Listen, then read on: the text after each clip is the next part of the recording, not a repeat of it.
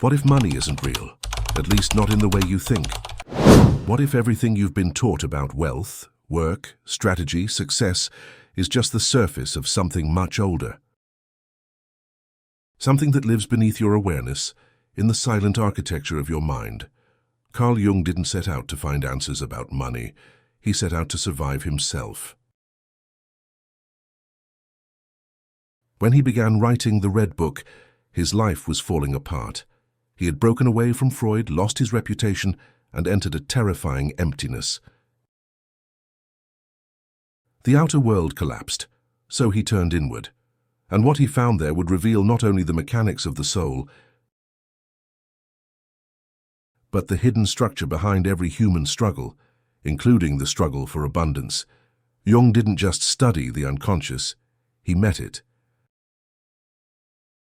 He faced the parts of himself that most people run from for an entire lifetime. And what he discovered is that the same forces that shape your dreams, your fears, and your destiny also shape your relationship with money. Because money isn't paper, it isn't numbers, it's psychic energy, a mirror of how your inner world moves. When your energy flows freely, you create. When your energy is blocked by guilt, shame, or fear, the outer world mirrors that constriction. Money stops, opportunities vanish, the world echoes your inner conflict. Jung's descent into the unconscious, what he called the night sea journey, was a descent into everything he avoided. His ambition, his pride, his hunger for power, his fear of madness, his desire for significance. The same forces that modern people repress when they try to be good. He realized that to find the gold, he first had to face the dirt, the shadow, the part of the psyche that holds all that we judge, deny, or fear. He wrote that the gold is in the dark. Think about that. What if the thing you've been avoiding is the very thing that could make you free? What if your poverty, emotional or financial, is not an enemy, but a teacher? In the Red Book, Jung meets a voice, the voice of the unconscious. It tells him to descend, to stop seeking light in the sky and find it underground. And so he does. He descends into visions that defy logic. He meets symbols that live and breathe, the old man of wisdom, the serpent of desire, the child of innocence, the poor wanderer. Each one reflects an aspect of himself and of us. They're not just dreams, they're the living archetypes that rule our decisions. When Jung meets the old man, he's told, power without consciousness becomes corruption. And that lesson is universal, because most people seek wealth without consciousness. They chase numbers, not meaning. They want status, not substance. And the unconscious, which knows what is real, but resists. It sabotages. It removes. It destroys anything that threatens your psychic balance. That's why you can't manifest what your unconscious still fears, because the psyche values balance above success. If abundance feels unsafe, your own mind will stop it from arriving. When Jung meets the serpent, he learns that desire itself is not evil. It's sacred energy that has been misinterpreted. Desire, he writes, is the fire that purifies. To repress it is to become numb. To indulge it blindly is to burn. But to face it consciously, to channel it, that is transformation. How many of us have been taught that wanting more is wrong? That it's greedy to desire, selfish to shine, arrogant to rise. We internalize this moral poison, and then wonder why our lives shrink into quiet desperation. The truth Jung discovered is simple and terrifying. You become what you repress. If you repress power, you become powerless. If you repress desire, you become bitter. If you repress abundance, you become enslaved to scarcity. And then comes the poor man, the beggar, the symbol of holy humility, but also of victimhood. Jung sits before him and realizes something profound. Poverty can be as intoxicating as wealth, because both give identity. Both give a story to live inside. The poor man says, "I am humble." The rich man says, "I am powerful." But both are trapped, because both define themselves through what they have or lack. Jung saw that true freedom lies not in poverty or wealth, but in transcending both. He writes, "Whoever refuses the descent into hell remains poor." He wasn't talking about punishment. He was talking about the hell of the unconscious. The place where all your unhealed beliefs about value, worth, and survival hide. That hell is not beneath the earth. It's inside your psyche. And the treasure you're looking for, peace, success, abundance, is buried right there. To enter that place is terrifying, because it means confronting every voice that says, "You're not good enough. You'll never make it. You don't deserve more." These are not random thoughts. They are emotional programs created in childhood. Moments when you felt small, unseen, or powerless. Moments when you learned that being too much would cost you love. Jung would call these complexes emotional entities living within you, each with its own memory, its own agenda, its own gravitational pull. The money complex is one of the most powerful of all. It's the part of your psyche that remembers the tension around bills, the shame of wanting, the guilt of receiving. It holds the vibration of, "I shouldn't need this." And that vibration silently shapes your destiny. Jung wrote that until these complexes are made conscious, they direct your life, and you call it fate. That's why some people always seem to almost make it, and then lose everything. That's why some feel physically ill when they raise their prices, or guilty when they earn more than their parents. It's not self-sabotage, it's loyalty. Loyalty to the child who believed that being small was safer. Loyalty to the ancestors who equated survival with sacrifice.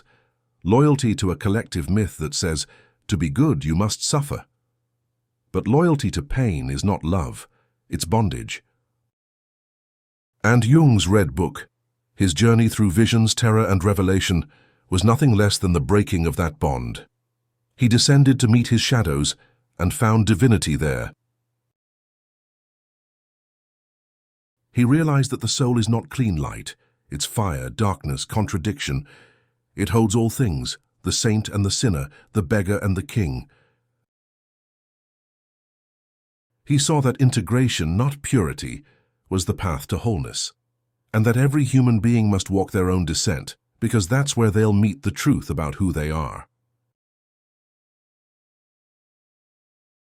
For you, that descent might not look like visions or symbols.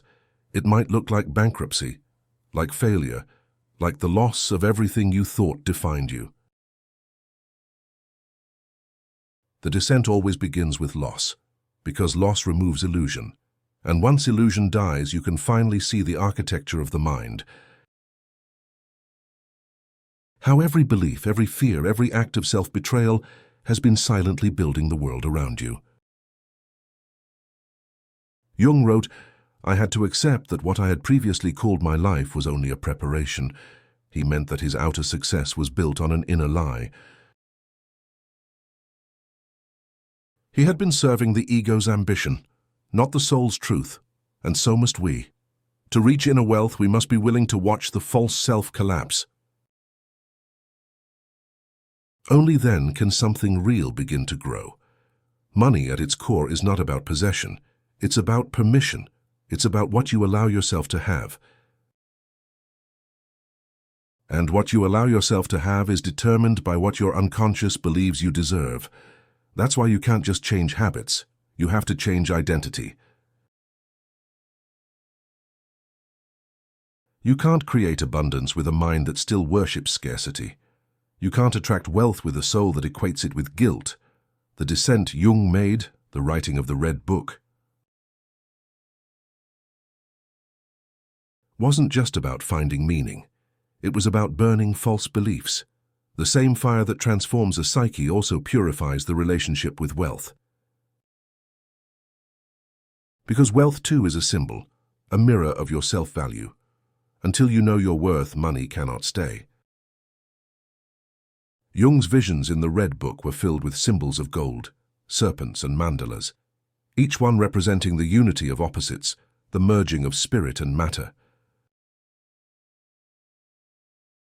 He realized that spiritual life and material life were never meant to be enemies. They are two expressions of the same energy. That's the revelation modern psychology still avoids. Money is not material, it's spiritual energy moving through form. And your psyche is the vessel that determines how much of it you can hold. If that vessel is cracked with shame, it leaks. If it's constricted by fear, it overflows chaotically. But when it's whole, integrated, conscious, open, wealth flows like breath. The gold, Jung wrote, is not outside, but within. The alchemists called it aurum non vulgi, not the gold of the common man. It wasn't metal, it was awareness. It was the realization that you already contain everything you seek. And until you claim that inner gold, no amount of external success will make you feel safe, because the fear lives deeper than the bank account. This was Jung's awakening. That the real economy of life is not built on transactions, but on transformation. That wealth without self-knowledge is a form of poverty. And that true abundance is not the result of desire, but of reconciliation between the conscious and the unconscious. When Jung wrote the Red Book, he didn't imagine it would one day explain why millions of people still struggle with money. But it does. Because the Red Book is not about religion or philosophy, it's about the hidden machinery of the psyche, and money is one of its most potent mirrors. Most people think their financial problems are practical. They believe it's about not earning enough, not saving enough, not being disciplined enough. But behind every financial issue lies a psychological wound, a fracture between who you think you are and what your soul believes you deserve. Jung called this the split between the ego and the self. The ego is your conscious identity, the part that wants, plans, compares, and controls. The self is the totality of your being, the vast ancient intelligence that holds both your wounds and your wisdom. When these two are disconnected, life becomes a war of opposites. The ego says, "I want success." The self whispers, "You're not ready." The ego pushes forward. The self pulls back. And you call it sabotage. But it isn't sabotage. It's protection. The unconscious protects you from what you're not yet able to handle. If wealth feels unsafe, emotionally, spiritually, relationally, your psyche will block it. If money threatens your belonging to your family or culture, your soul will repel it, because the unconscious doesn't care about success, it cares about survival. And here's the truth.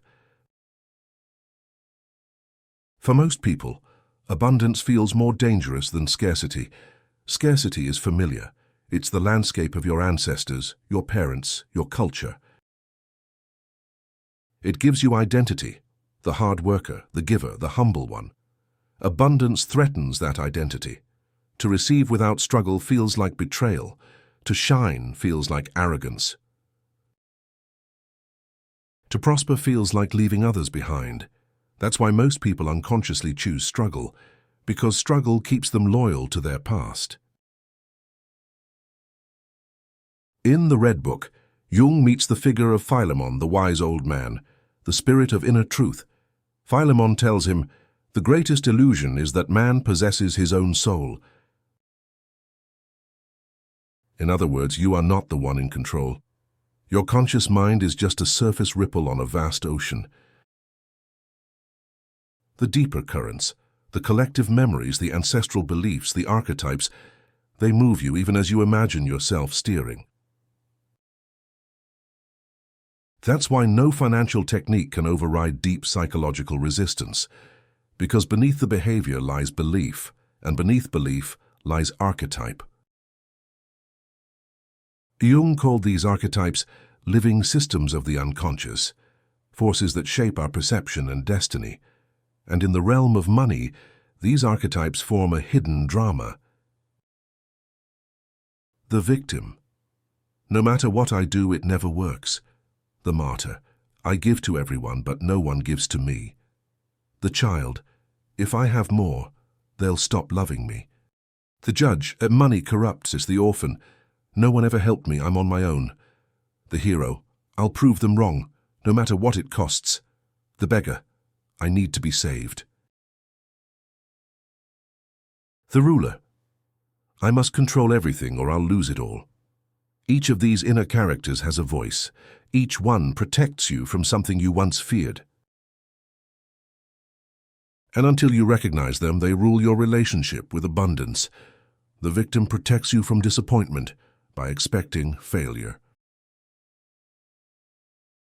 The martyr protects you from guilt by keeping you exhausted. The child protects you from abandonment by keeping you small. The judge protects you from corruption by rejecting success altogether. They all began as survival mechanisms, but now they are prisons. Jung wrote that the shadow is the seat of creativity, which means these patterns are not your enemies. They are invitations. They hold the very energy you need to evolve. The victim hides your power. The martyr hides your worth. The child hides your innocence. The judge hides your discernment. To transform your finances, you don't destroy these archetypes. You integrate them. You bring them to consciousness and give them new roles. The victim becomes the creator. The martyr becomes the healer. The child becomes the visionary. The judge becomes the guardian of truth. That is the alchemy Jung spoke of, turning lead into gold, shadow into strength. So how does this look in your financial life? It begins when you start noticing emotional reactions. Every time you open your banking app and feel anxiety, that's a shadow. Every time you receive money and immediately feel guilt, that's a shadow. Every time you think of raising your price and feel shame, that's a shadow. These reactions are not random. They are messages from the unconscious, showing you where energy is frozen.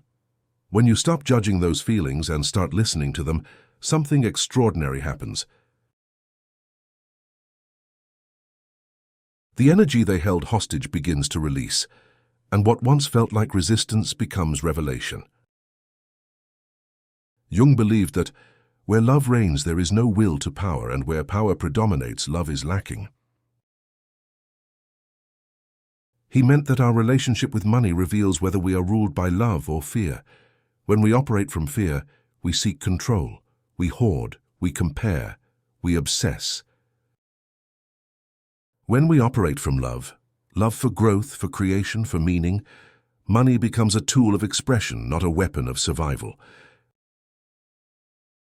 This is why spiritual bypassing, pretending not to care about money, is just another form of fear. It's the ego pretending to be pure.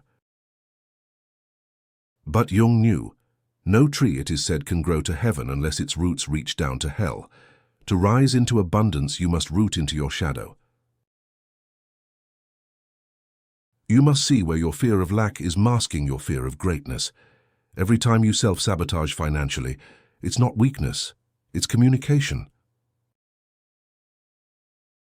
The unconscious is saying, "You've forgotten me. You've forgotten the child who watched their parents fight over bills. You've forgotten the ancestor who lost everything and never recovered. You've forgotten the vows you made when life felt unsafe. I'll never be like them. I'll never want too much.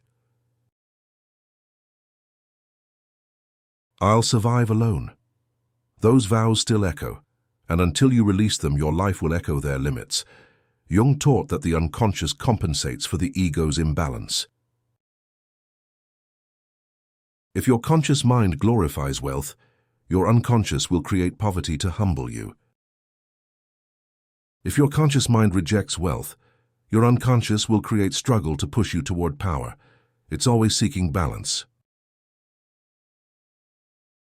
That's why the path to freedom is not to reject the material world, but to sanctify it, to see money not as evil or holy, but as symbol, the living reflection of your energy in motion. When you heal your relationship with energy, money follows, because money is not the cause, it's the consequence. In the Red Book, Jung confronts terrifying figures, gods, demons, and his own soul. He calls this confrontation the night sea journey. It is the stage where everything familiar dissolves, where the ego must die so that a deeper intelligence can take its place. In your financial life, this looks like the dark night of the wallet, when everything seems to collapse, when you lose clients, jobs, relationships, when it feels like life is punishing you. But Jung would say it's not punishment, it's initiation. The old identity, the one built on fear and control, must collapse. Only then can a new conscious relationship with abundance be born. He wrote, "You do not become enlightened by imagining figures of light, but by making the darkness conscious." That's the work. Not to chase the light of wealth, but to integrate the darkness that keeps you from it. The world doesn't need more manifestation. It needs more awareness. Because awareness is what turns greed into purpose and fear into creation. There's a story Jung once shared, a dream he had where he stood before a temple of gold, but every time he reached for it, the ground would crumble beneath him. When he stopped reaching, when he simply stood still and looked inward, the gold rose from the ground and surrounded him. That is the law of inner wealth. You don't chase it. You become it. Your unconscious does not respond to what you want. It responds to who you are. And who you are is revealed not by what you say, but by what you can emotionally allow yourself to receive. So the question is not, how do I make more? It's, how much light can I hold? Because wealth is just light, condensed, symbolic, and neutral. If your vessel is small, it will overflow and burn you. If your vessel is open, it will illuminate your path. At this stage of his journey, Jung realized that the soul's goal is not comfort. It's consciousness. It doesn't care if you're rich or poor. It cares whether you're awake. So when you lose everything, don't curse the loss. When you feel blocked, don't fight the wall. Ask what it's trying to reveal, because behind every loss lies liberation. Behind every rejection lies redirection. Behind every fear lies fire, the same fire that forges gold. The descent is over. The shadow has been met. And now the question remains. What do you do with the darkness once you've seen it? Jung's Red Book ends not with triumph, but with integration. He didn't conquer his demons. He spoke with them. He didn't escape the abyss. He learned to breathe inside it. And that, he realized, is where transformation begins. Because every fear you face, every guilt you dissolve, every shadow you meet, releases energy. Energy that was once trapped in repression now returns to your command. And when that happens, the outer world begins to rearrange itself. Not through force, but through resonance. You stop chasing wealth, and wealth starts orbiting around you. The law of inner gold, Jung's alchemical insight, was simple yet revolutionary. What you seek in the world is already within you, but it exists in an unrefined form. Your fear of money hides the potential for mastery. Your guilt hides humility. Your envy hides inspiration. Your scarcity hides creation. Alchemy is the art of refining the inner world until the outer world reflects it. That's why Jung wrote that every transformation demands as much destruction as creation. Because to make gold, the old material, the lead of illusion, must burn. You cannot cling to who you were and still become who you are. In the Red Book, Jung describes a vision of a great flame rising from within him, a fire that consumed everything false, everything borrowed, everything small. That fire was not destruction, it was purification. It was the soul reclaiming its energy from the ego. The same fire is required to achieve freedom in the modern world. You must burn the false gods of productivity, performance, and perfection. You must let the identity of the hard worker, the martyr, the savior, die. Only then can you rise as the creator of your reality. The true alchemist doesn't chase gold, he becomes gold. He realizes that everything external is only a mirror of the internal. He works on his emotions as others work on matter. He transforms shame into worth, fear into focus, doubt into devotion. And when that transformation is complete, money becomes what it always was, energy made visible, the soul of wealth. To the unconscious, money is never just money. It's freedom, power, safety, love, validation, condensed into symbol. It's the god of the modern world. But Jung warned, when a symbol is mistaken for reality, it becomes possession. People don't own money, money owns them, because they project their unmet needs onto it. They don't seek money. They seek the feeling they believe money will bring, security, respect. Belonging, peace. But symbols can't give you what you refuse to feel. That's why no amount ever feels enough. The hunger isn't for wealth, it's for wholeness. Jung wrote that man's task is to become conscious of the contents that press upward from the unconscious. He meant that life will constantly push you to evolve, and it will use your pain as a teacher. When you ignore your emotions, they return through circumstance. When you deny your needs, they appear as loss. When you repress your power, it shows up as poverty. Everything external is a message written in the language of matter. The question is, will you read it? The person who understands this becomes truly powerful, because they stop living reactively. They stop blaming the market, the government, the system, their parents, their past. They realize nothing happens to me. It happens for me, from me, through me. This is not magical thinking. It's psychological sovereignty. It's the recognition that the outer world is a living mirror. You don't change the mirror, you change the reflection. Healing the guilt of having many people unconsciously associate abundance with guilt. They believe that to have more means, someone else must have less. But that belief comes from a misunderstanding of energy. The unconscious doesn't know math, it knows emotion, and emotion is infinite.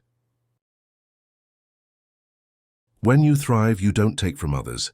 You expand what's possible for them. When you allow yourself to receive, you create flow in the collective field. Because life wants circulation, not stagnation. That's why generosity born from guilt exhausts you, but generosity born from fullness energizes you. You can't give what you don't own. And the world doesn't need more people who sacrifice. It needs people who overflow. Jung said that when a person integrates their shadow, they reclaim their projections. They stop expecting the world to save them, fix them, or reward them. They become self-contained. That's what wealth really is, psychic wholeness, not excess, not luxury, but the quiet knowing that you are enough, and from that knowing you create infinitely. The archetype of the creator. In the language of Jungian psychology, the final stage of integration is ruled by the creator archetype. It's the moment you stop being a victim of the unconscious and start collaborating with it. You become a conscious partner of your own destiny. You no longer seek approval, you seek alignment. You no longer chase, you channel. You no longer survive, you sculpt reality. That's when abundance arrives effortlessly, because it's no longer compensation for emptiness, it's expression. You are no longer the beggar asking for more. You are the artist giving form to life itself. The creator archetype is not about control, it's about communion. It understands that the same force that moves galaxies moves through you, that every idea, opportunity, and encounter is a conversation between you and the universe. That's why Jung described individuation, the process of becoming whole, as a sacred duty. Because when one person becomes whole, they balance the entire collective a little more. Your healing is not selfish. Your abundance is not arrogance, it's contribution. The collective shadow. The modern world still lives under a collective poverty complex. We glorify overwork and call it discipline. We celebrate exhaustion and call it success. We confuse constant motion with progress. But Jung foresaw the danger. He said the next great epidemic would not be physical. It would be psychological. It would be a loss of meaning, a civilization rich in possessions but poor in soul. And here we are. A world drowning in data, starving for depth. A species that can measure everything but understand nothing. The cure is not more consumption, it's consciousness. And that begins with the individual willing to look inward, to reclaim their projections, to find gold in their own darkness. Because every healed mind becomes a lighthouse. And every person who integrates their shadow lessens the world's collective fear. That's why this work matters, not because it makes you richer, but because it makes the world saner. The final transformation. In the last pages of the Red Book, Jung sees a vision. A serpent rises from the depths, its scales gleaming like molten gold. It coils around a radiant sun, forming a circle, the ancient symbol of the Ouroboros, the serpent that devours itself and is reborn. It is the image of the psyche becoming whole. The endless cycle of death and rebirth, destruction and creation, fear and freedom. And within that symbol lies the secret of all wealth. You cannot receive until you're willing to die to who you were. Every ending and every failure, every collapse, every loss is simply the unconscious clearing space for something more real to emerge. When you stop resisting that rhythm, you enter flow. And in flow, abundance becomes natural, not as possession but as participation. This is the meaning of the philosopher's stone, the final goal of alchemy. To turn the heaviness of the human condition into the lightness of understanding. When you achieve that, you no longer chase outcomes. You live in cause. You no longer count time. You move in eternity. Jung reached that state, not by escaping life, but by descending fully into it, by feeling everything, facing everything, integrating everything. That's the hidden message of the Red Book, and it's the same message your financial life has been trying to teach you all along. The real meaning of abundance. Abundance is not what you have.